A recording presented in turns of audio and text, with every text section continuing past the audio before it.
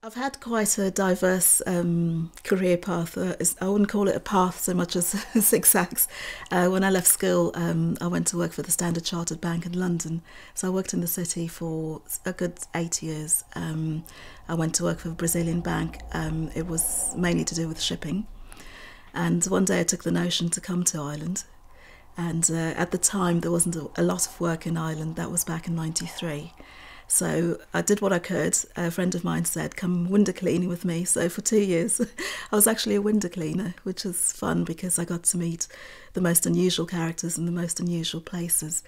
And that's how I came to actually work in a small tourism spot in County Westmeath.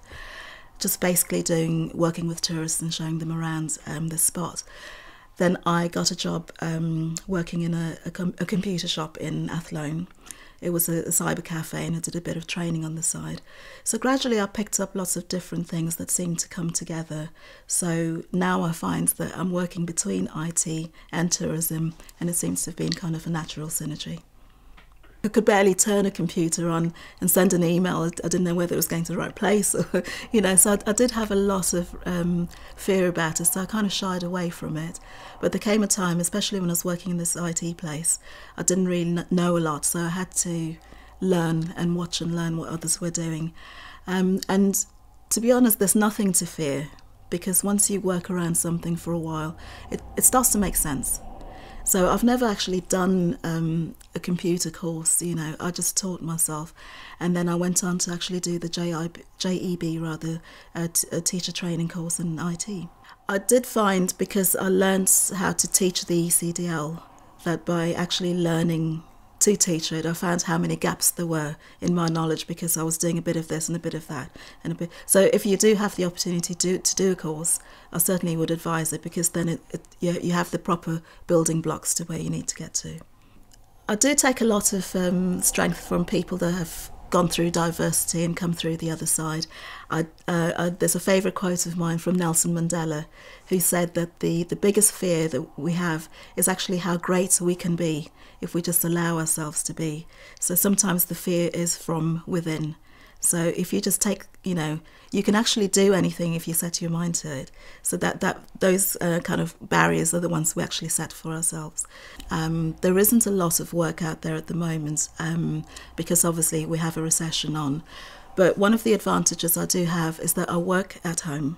I don't have the overheads that other big companies have. When I first started off, I joined the Women in Business in Navan in County Meath here. My very first proper website was through meeting a lady there.